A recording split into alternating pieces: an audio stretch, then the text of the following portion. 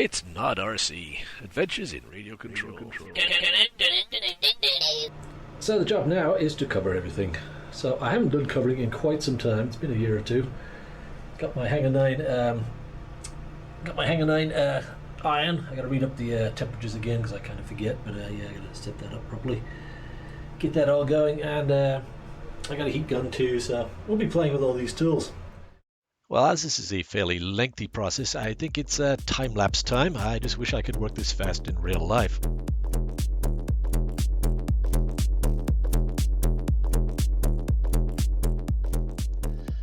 What I generally do is flip the part and the covering upside down and mark on the paper side where I want to make my cuts.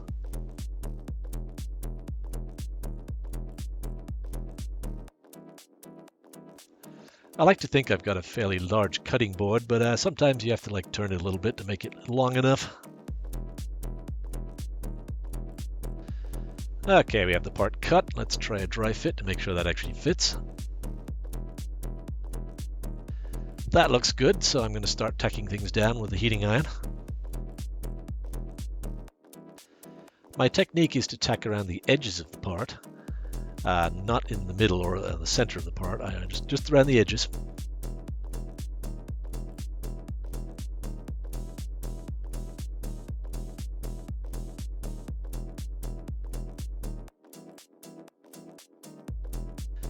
And once that's done, it's time to take the X-Acto knife and cut little slits all around the edges in specific spots so that I can then fold it over, and it also helps relieve the stress. I don't like to fold over long, thin strips of stuff. I put little slits here and there just to make it a little bit easier on myself.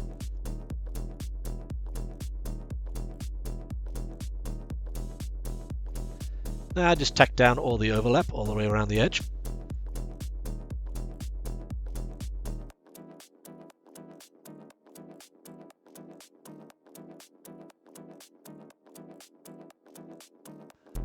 Now, because this is a sheeted wing instead of an open structure, I'm actually using some pins here to poke some very small holes here and there in the covering, just so that I don't get air bubbles forming when I try to heat shrink this. Now, the other technique is to use what's called a woodpecker, or to poke holes in the actual balsa wood sheeting.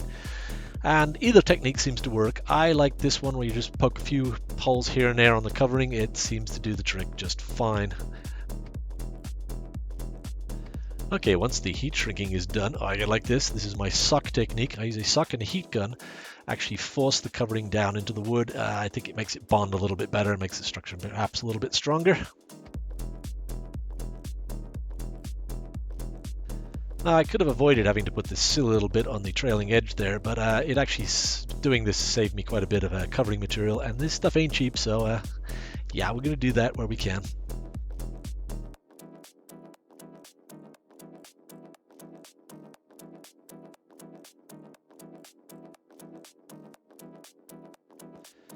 Finish tacking that up, poke some holes in it, get it heat shrunk, and here comes the sock. So this is kind of interesting. In the rear of the wing here, I have a large nylon wing mounting bolt, and I got to cut the hole for that. So what I'm actually doing here is I'm using a hot soldering iron to actually help trim the hole, and it also helps bond the edge of the covering really well to the edge of the, it sort of melts it all together and works rather well, but it doesn't have to smell bad. You need plenty of ventilation.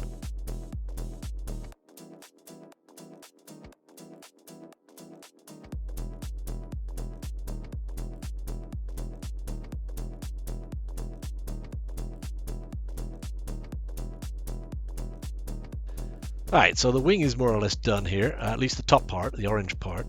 We're going to shift gears here and work on the horizontal stabilizer. I want to do the orange first. And the reason for that is you don't want to put a light color over a dark color. So I don't want to put my orange over the top of the black, because you should be able to see the black through the orange, although this stuff is actually fairly opaque, but that's just a general rule. Always put your dark colors on top of your light colors, never the other way around.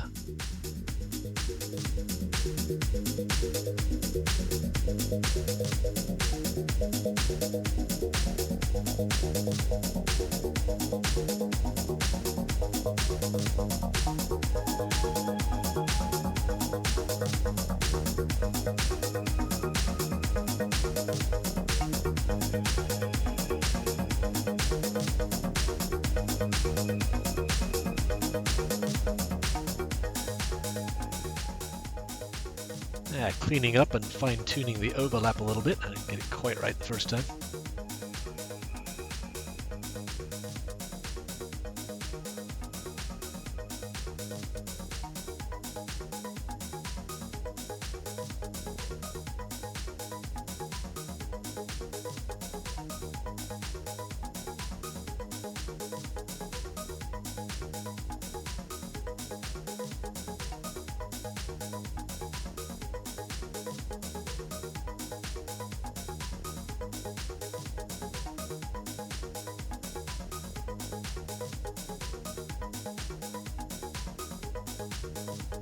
That's looking pretty good. Okay, time to work on the ailerons next.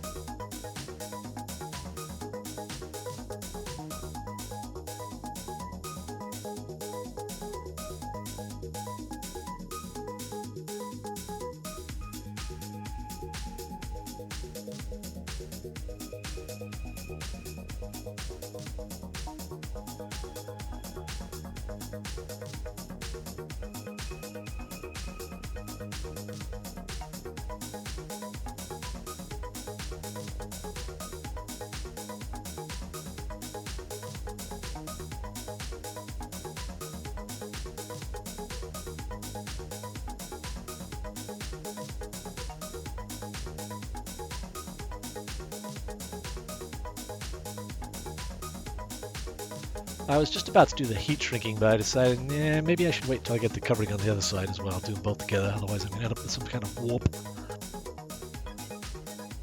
So that pretty much takes care of the orange. Next was to do the black on the bottom of the plane.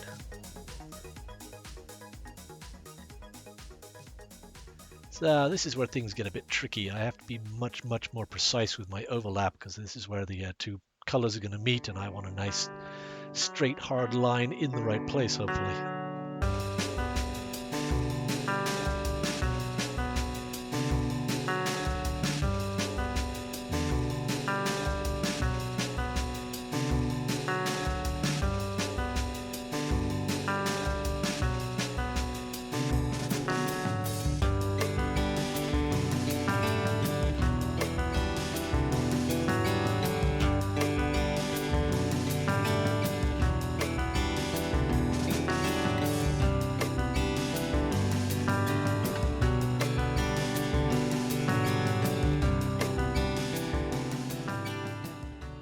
You can see the covering on the wingtip there is getting all sorts of blown around by my fan. Not very helpful.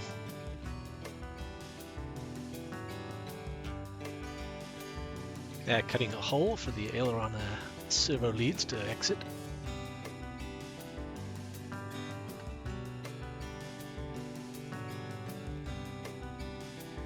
Trimming nice and neatly around the wingtip.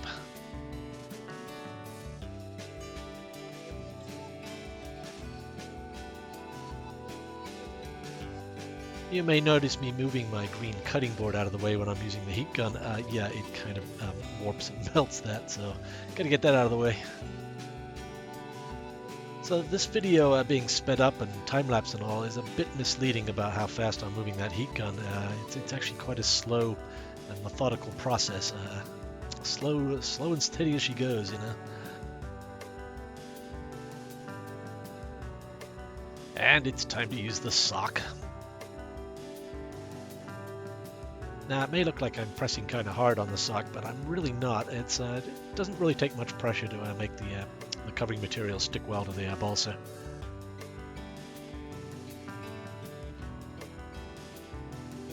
And here we are cutting out the hole for the aileron servo axis hatch. And once again, I'm going to use the soldering iron to trim the edges and make sure it sticks really well.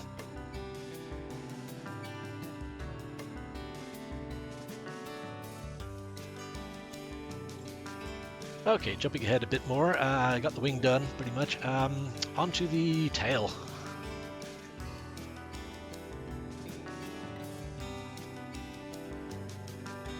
Once again, accuracy is kind of important here because I don't have as much leeway with my overlapping, so it has to be done right. Unlike UltraCote, the original monocoat that was on this plane left a nasty goopy mess all over the the wood, which is coming off on my heating iron here. You can see me cleaning it on my t-shirt. We talked about socks earlier. Another sock I could be using is the ones that you put on the end of the heating iron. That's to cut down on scratching the covering. And I don't know, I've used them. I'm kind of like, sometimes I use them, sometimes I don't. In this case, I wasn't bothered.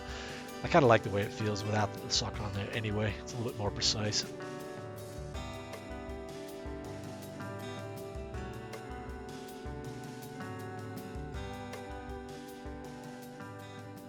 Okay, it is fuselage time. I'm going to start with the bottom.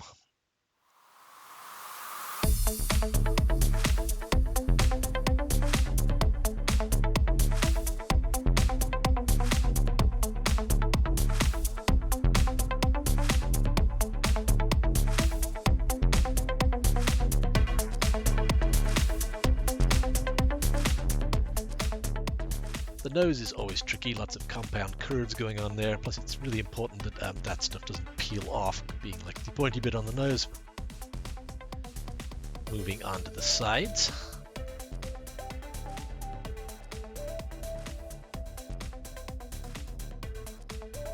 Lots of interesting nooks and crannies and curves and things to deal with.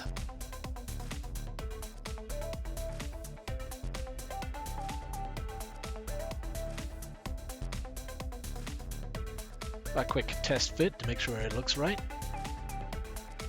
Now this is a bit of a time saver. I'm actually going to use the backing paper from the first side, from the left side, and use that to make a template for my right side. Actually, it is a template. You notice I cut some holes in the template so I can tape it down so it doesn't move around while I'm using it.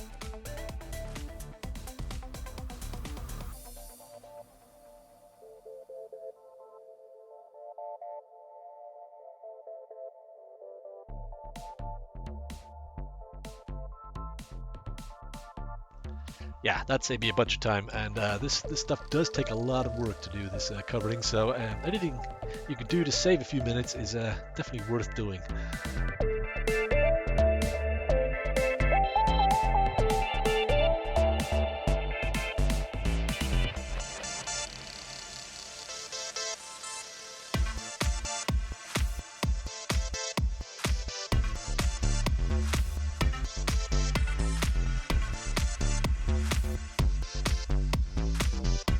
Okay, got both sides done, and now I'm going to do the top.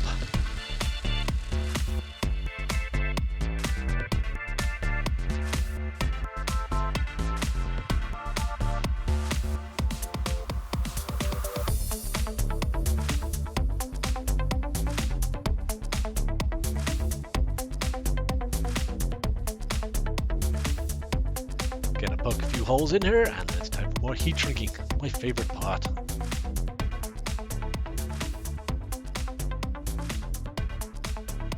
Yeah, there's something very satisfying about the heat shrinking, just seeing all the wrinkles just melt away. Very good stuff. Alright, that about takes care of the main covering. I just did the vertical stabilizer there too.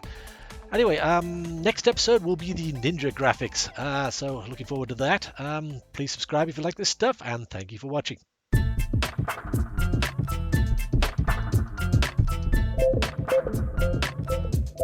Thank you.